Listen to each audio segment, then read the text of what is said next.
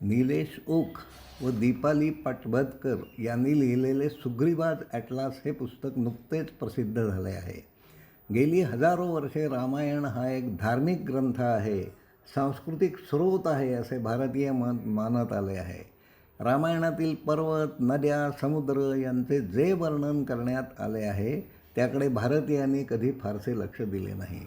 रावणाने सीतेला पळवून नेल्यानंतर तिचा शोध घेण्यासाठी सुग्रीवाने चारही दिशांना त्याची सेना पाठवली. किष्किंधा कांडातील कितीतरी श्लोकात त्याचे वर्णन विस्ताराने देण्यात आले आहे. पुस्तक लिहिणाऱ्यांनी त्यातील श्लोकांची सांगड आज माहीत असलेल्या भूगोलाशी घालून त्यातील तथ्य तपासण्याचा प्रयत्न केला. महाकाव्यात करण्यात आलेल्या वर्णनावरून प्राचीन नकाशाची पुनर्निर्मिती करण्याच्या त्यांच्या प्रयत्नांचे कौतुक करायला हवे. सुग्रीवाच्या ॲटलासची व्याप्ती प्रादेशिक फक्त भारत श्रीलंकेपुरती मर्यादित नाही.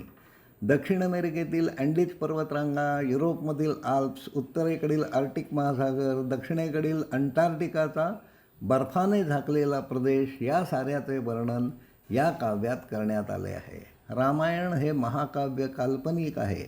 अनेक पाश्चात्य तज्ज्ञ तसे मानित आले आहेत. कोणीही विद्वान फक्त कल्पना करून हे सारे वर्णन नोंदवू शकेल हे बुद्धीला पटत नाही.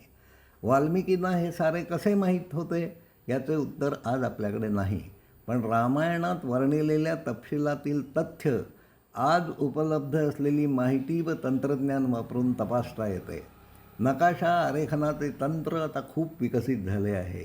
सुग्रीवाने प्रदेशाचे केलेले वर्णन तर्काच्या कसोटीवर तपासण्याचा लेखकद्वयीचा प्रयत्न कौतुकास्पद आहे. सीतेचा शोध घेण्यासाठी सुग्रीवाने त्याची सेना चारही दिशांना पाठवली. पूर्वेकडील समुद्र दुधाळ रंगाचा दिसतो, त्यासाठी सुग्रीवाने क्षीरसागर असा शब्द वापरला आहे. आज जावा देशाजवळ असलेला समुद्र तसाच दिसतो. समुद्रात राहणाऱ्या सूक्ष्म जीवांमुळे तो तसा चमकताना दिसतो. सॅटेलाईट्सवरून काढण्यात आलेल्या फोटोजनी त्याची पुष्टी केली आहे. पूर्वेकडील प्रदेशात आढळणाऱ्या मंदेहा नावाच्या उलट्या लटकणाऱ्या राक्षसांचे वर्णन काही श्लोकात करण्यात आले आहे. ही माहिती यजुर्वेदातही नोंदवण्यात आली आहे.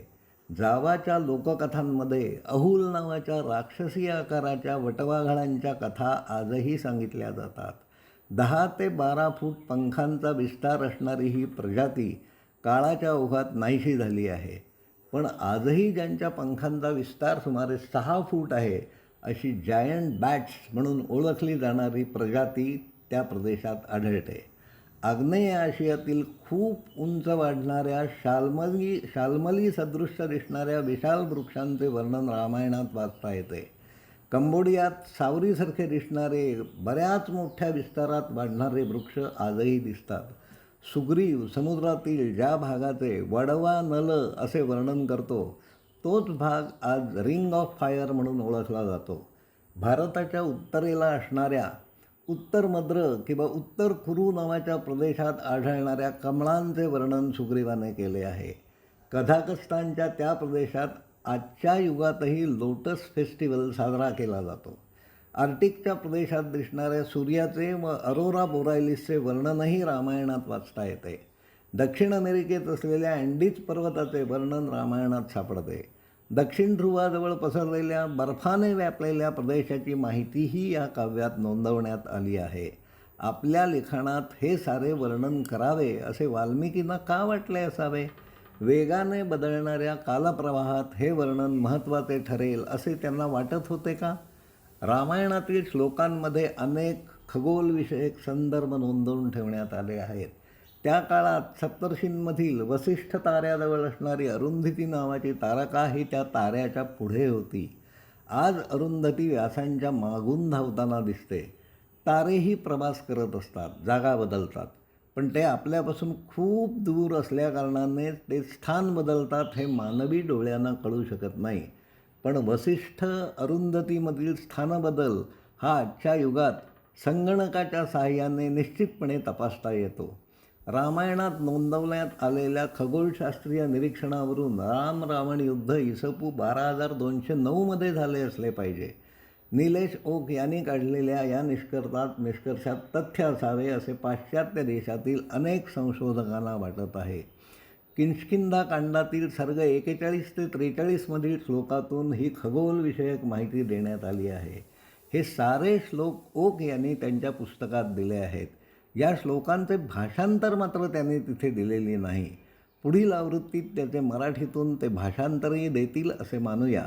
ऋग्वेदातील 10व्या मंडलातील 129वे सूत्र हे नासदीय सूक्त म्हणून ओळखले जाते. जगभरातील विद्वान त्याचा अभ्यास करीत आहेत. विश्व किती विस्तारात पसरले आहे हे आजच्या युगातही जाणकारांना सांगता येत नाही. ओकांच्या म्हणण्याप्रमाणे वेदांची निर्मिती इसपू 21,000 वर्षे एवढ्या आधी झाली आहे. नासदीय सूक्त ज्यांनी रचले तेही या जगाचा निर्माता कोण आहे याचा शोध घेत होते. सत्य काय आहे, त्यांचा पिता कोण हे देवांनाही कळू शकणार नाही असे नासदीय सूक्त सुचवते. विश्वाच्या विस्ताराविषयी आज मानवाला पूर्वीपेक्षा बरीच जास्त माहिती आहे, पण अनेक वैज्ञानिक प्रगत उपकरणे शोधल्यानंतरही नासदीय सूक्तात जे सुचवण्यात आले आहे तेच सत्य आहे याची समज अनेक वैज्ञानिकांना झाली आहे. ओकांच्या म्हणण्यात तथ्य आहे असे जेव्हा पाश्चात्य जाणकार मान्य करतील तेव्हाच भारतीय माणसे ते स्वीकारतील. दुर्दैवाने पाश्चात्यांच्या गुलामीचा आपल्यावरील ठसा अजूनही कायम आहे. सुग्रीवाज ॲटलास हे ओकांचे पुस्तक अवश्य वाचा.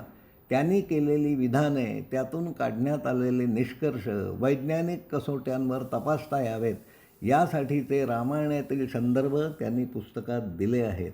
हे लेखन आपल्यालाही आवडेल हे मी खात्रीपूर्वक सुचवतो. धन्यवाद.